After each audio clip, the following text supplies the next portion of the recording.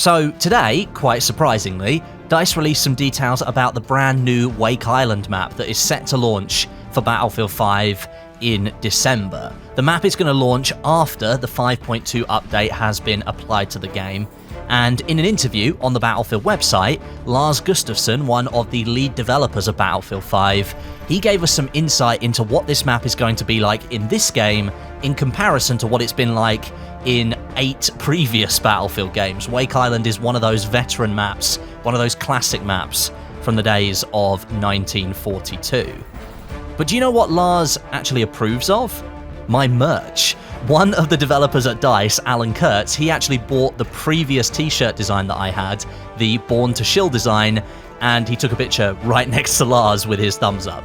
Right now, I've got the field stripping design live in my store. This is a brand new design, so if you know what's good for you and you want merch that's approved by Mr. Battlefield himself, then head to bit.ly/Westie shop right now, or you can click the link at the top of the description and you can grab yourself something. And make sure you use the code HOLIDAY10 and you can get 10% off your order as well. Okay, first of all then, let's have a look at these 2 new images of Wake Island that have been released today. Both of these give us a fairly good insight into the kind of setting that Wake Island is taking on this time around. We've got plenty of palm trees covering a relatively flat-looking island, and that contrasts quite a bit to the last time that we saw Wake Island in Battlefield 3. That time, the developers chose to really build up the land of the island. They added these steep slopes down to the water. That's not happening this time around. Instead, DICE is going to be using more foliage like bushes, trees and rock formations and other cover to break up the flatter ground, and that's going to give players more opportunity to use the land itself in various different gunfights. If you watched my previous video about the Wake Island map, I have already played this map at a capture event. You'll remember me talking about an oil tank location, and you can see that here in this image on the right hand side. You can see some pipe work. That is the edge of the oil tank location, and I think it's the edge of the capture zone on Conquest, if I remember correctly. And then over on the left hand side, you can see another location that's made up of warehouse buildings, and I believe this is the small harbour location on the map that sits down the end of the runway on the left fork of the island. Looking at the other image, you get a really good sense of scale for the map here, and you get an idea of just how narrow that land really is. Wake Island is going to be a great map for players who like intense gunfights in these more tighter locations, and it's that action where squads kind of clash together. The narrow land is almost going to force that kind of combat because there's just less space to fight over. You can see the bridge that connects 2 of the islands of the Wake Island atoll. That bridge can be destroyed, similar to the ones on Pacific Storm. One of them connects the D flag island to the E flag island. And on the breakthrough game mode, this section of the map is the second sector. The attackers, they've started by being on the aircraft carriers and landing on the island just behind this image, and then they move forward to this bridge area and they have to make it over to the other side to a village section. The attackers, they start in this foreground area around sort of the concrete bricks that you can see at the edge of the water. They've got to push across the bridge or use the water, get into the village, and then take those flags in there. This was definitely one of the harder sectors to push into and capture due to the lack of cover that we had during the play session, and of course, the narrow land down the sides of those bridges. The land just sort of creeps right in on you, and of course you've got 32 attackers against 32 defenders, so the action is completely hectic. In the playtest that I took part in, this was where most of the tickets as the attackers were lost. But we did eventually succeed when we realised that we could use landing craft from the aircraft carriers stationed out in the water, and you could land right onto the village shoreline rather than pouring all of our resources into an infantry push across the bridge. It took us about 150 tickets to realise that that's what we could do. This second image also gives you a less clear look at the airfield location in the background. The buildings on the left-hand side, they're the aircraft hangars that are flanked by a huge airstrip that's covered in static planes on the ground. These are props that thematically suit the location. You can't get into these planes and fly off with them, they are static on the ground. And then over on the right-hand side, you can see the control tower, And the land just in front of it, that is the land strip itself, but I believe the control tower is actually part of the barracks location. And if you zoom in far enough, you can just about make out the tops of the barracks buildings. These are large concrete semicircle shaped buildings that are dug into the ground, and they're dropped down the side of the landing strip. They actually sit below it, so you get a little bit of changing of heights there. Also, hidden behind these palm trees here is that oil tank location again, so you can see where that sits in relation to the rest of the map positions.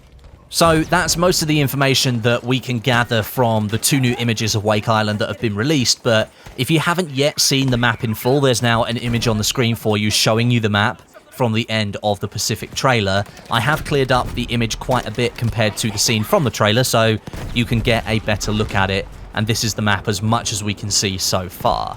Now, there is some extra information that we have from Lars Gustavsson.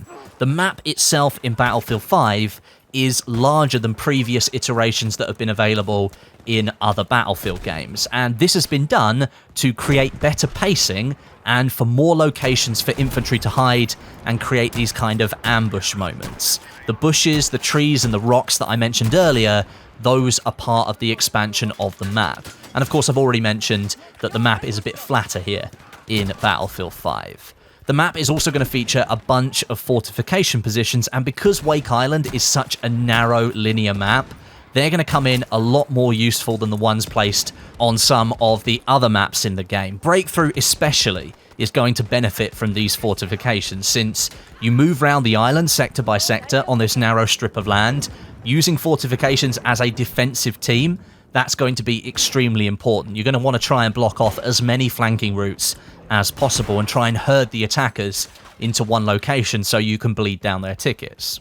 The map is going to be available with the 2 big game modes supported in Battlefield 5. We've got Conquest and Breakthrough, but Conquest is going to be played as the Conquest Assault variant, and that's where one team holds all of the flags at the start of a round, and the quote-unquote attacking team needs to then invade onto the island and capture points in order to stop that ticket bleed. Now, this is a traditional setup for Wake Island in the Conquest game mode, but seeing how almost universally unpopular Conquest Assault was at the end of Battlefield 1's life cycle with the Apocalypse DLC, and with the Hamada map here in Battlefield 5, and how that's now been changed to a normal Conquest map, I'm not sure how Conquest Assault is really going to go down here on Wake Island. For me, the more exciting game mode is Breakthrough. It's a game mode that's relatively new to the Battlefield franchise, at least compared to the long-standing veteran that is Wake Island, first seen 17 years ago in Battlefield 1942. This will be the first time that a major 64-player linear game mode like Breakthrough is going to be played on the Wake Island map. And having had just a very small taste of what that's like back at the capture session in Stockholm last month, I can tell you now that I am really looking forward to playing Breakthrough once it launches in December for Wake Island.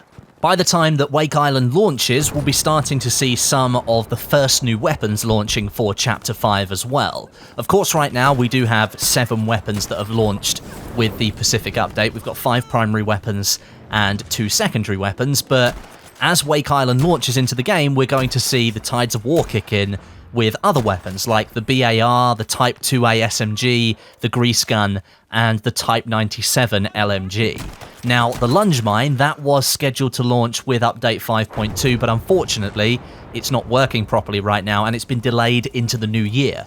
So we won't be seeing that on Wake Island until 2020, but I think a brand new map for the game, the 3rd of the Pacific chapter, and 4 new primary weapons to play with, that is going to be quite a good update. And of course, this is happening right over the Christmas period as well, so the chances of more people being online is relatively high, more people checking out the new content, and more people having fun with Battlefield 5. This could be another great time for the game once again, just like the launch of the Pacific was at the end of October.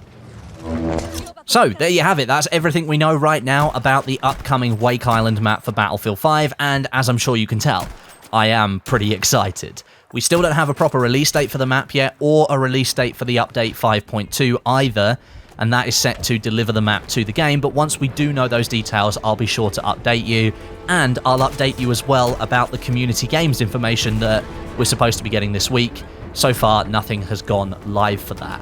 Make sure you check out the Lars Gustavsson certified merch at bit.ly/Westie. Grab a field stripping design with code HOLIDAY10 for 10% off, and a big thank you for you all watching today. But until next time, my name is Westie, and I'll catch you guys in the next video.